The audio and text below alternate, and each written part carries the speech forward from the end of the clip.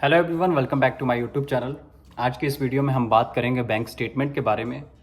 इसके अलावा आपको जब भी लगे कि मैं किसी भी वीडियो में कोई पॉइंट जो है वो मिस कर रहा हूं, तो आप मुझे कमेंट करके बता सकते हैं।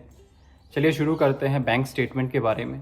बहुत लोगों की क्वायरीज रहती हैं कि बैंक स्टेटमेंट जो है वो सारे डॉक्यूमेंट्स तैयार कर लेते हैं, लेकिन बैंक स्टेटमेंट एक ऐसा डॉक्यूमेंट्स है जिसको तैयार करने में अच्छे खासा टाइम भी जाता है और अच्छी खासी मेहनत भी लगती है।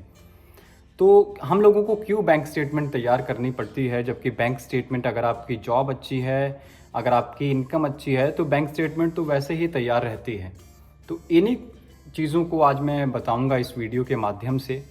और बहुत सारे लोगों के ये क्वेश्चंस रहते हैं कि सर मेरी 1.5 लाख रुपए की इनकम है, मैं अच्छी कंपनी में जॉब करता हूँ, लेकिन मेरे पास फ्रेश पासपोर्ट है, क्या उस पर वीज़ा लगेगा?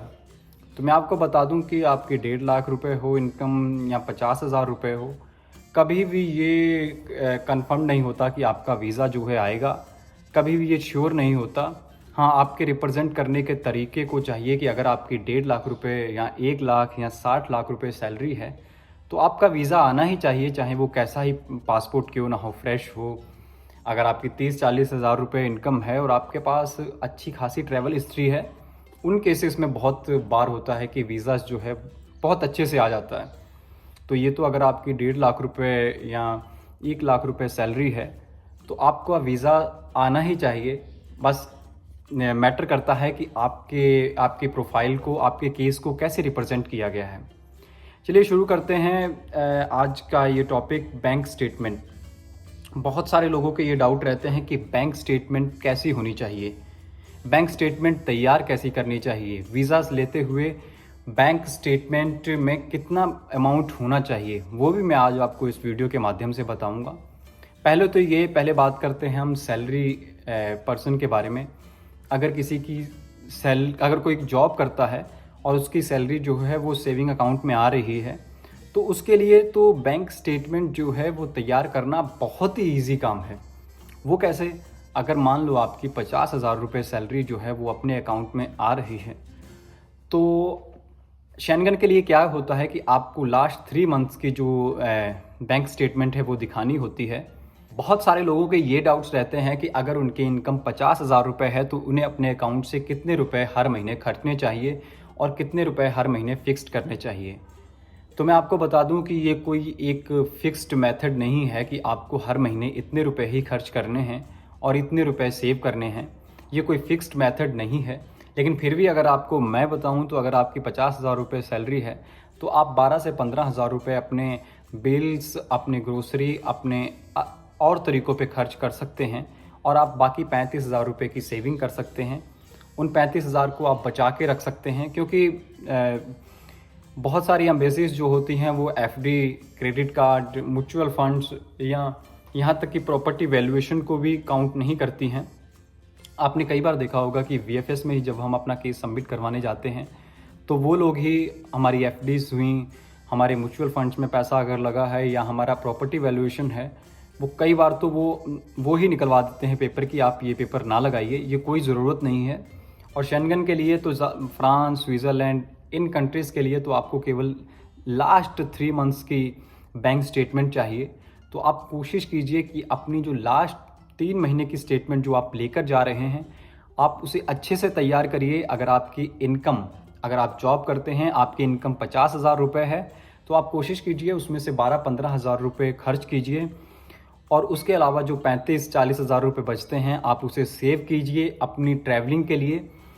अब एक आइडिया मैं यहाँ पे और देता हूँ, लेकिन ये बाद में बताता हूँ। पहले मैं बताता हूँ, अगर आप बिजनेस करते हैं तो आप अपनी सेविंग कैसे कर सकते हैं।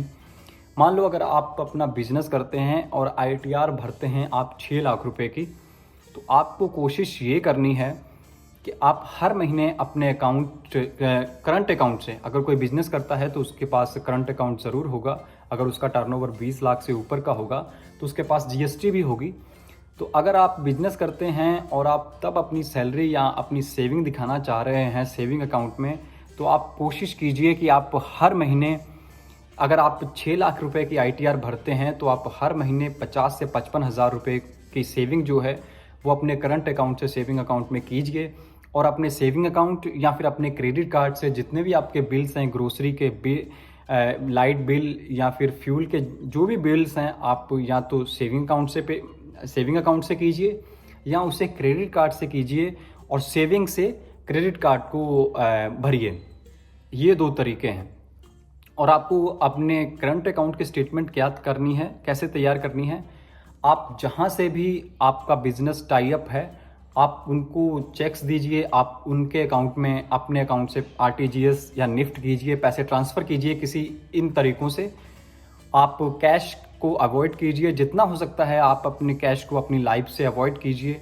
तो ये आपने 2 तरीके देखे कि अगर आप जॉब करते हैं तब आपको कैसे सेविंग करनी है और जब आप बिजनेस करते हैं तब आपको कैसे सेविंग करनी है। और शेनगन की जो बात है वो ये कि शेनगन को लास्ट केवल 3 महीने की ही स्टेटमेंट चाहिए होती है। और बहुत सारे लोगों के मन में ये डाउट रहता है कि जब वो वीज़ा अप्लाई करते हैं तब उनकी बैंक स्टेटमेंट में कितना फ़ंड होना चाहिए जिससे कि वीज़ा लग जाएगा। तो मैं आपको यहाँ बता दूँ कि इसका भी कोई फिक्स्ड क्राइटेरिया नहीं है, लेकिन मैं एक एग्जांपल से आपको बता देता हूँ कि आपके अकाउंट में कितने रुपए होने चाहिए आपकी ट्रिप के दिन के हिसाब से। अगर आप 10 दिन की ट्रिप बना रहे हैं यूरोप में, तो ज़्यादातर लोगों से पूछताछ के बाद में यही पता लगा है कि आपके पर डे खर्च के लिए 20,000 रुपये, मतलब अगर आप 10 दिन की ट्रिप बना रहे हैं तो आपके अकाउंट में 2 लाख रुपये 20 × 10 2 लाख रुपये आपके अकाउंट में होने चाहिए। और 1 लाख रुपए की आपकी फ़्लाइट टिकट, मतलब 3-3.5 लाख रुपए आपके अकाउंट में होने चाहिए अगर आप 10 दिन की ट्रिप बना रहे हैं। तो इस समय कोविड है तो मैं मान के चलता हूं कि आप 1 लाख रुपए और ज़्यादा मान लें तो 4.5 लाख रुपए हो गए आपके अकाउंट में। आप अप्लाई करने से पहले अगर 10 दिन की ट्रिप बना रहे हैं तो अप्लाई करने से पहले आपके अकाउंट में 4.5 लाख रुपए होने चाहिए। लेकिन फिर से मैं आपको बता दूं ये कोई फिक्स्ड अमाउंट नहीं है, ये कोई फिक्स्ड क्राइटेरिया नहीं है। इससे कम पे भी बहुत बार वीज़ास लगे हैं।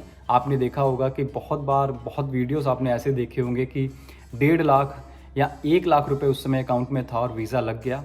तो कोविड से पहले कुछ ऐसी चीज़ें थी भी कि अगर आप 4 या 3 दिन की ट्रिप बनाकर जा रहे हैं और आपने पहले से अपने टिकट बाई कर लिए हैं तो आप अपने अकाउंट में 1 से 1.5 लाख रुपए भी दिखा देंगे तो वो सफिशिएंट हो जाता था और उस पर वीज़ा आ जाता था। तो मैं कोशिश करता हूं कि आपको ये पॉइंट्स जो हैं वो समझ में आए होंगे। अगर आपको फिर भी कोई डाउट्स है, आपको लगता है कि मैंने अपनी तरफ से कोई पॉइंट जो है वो मिस कर दिया है, तो आप कमेंट करके मुझे बता सकते हैं। धन्यवाद।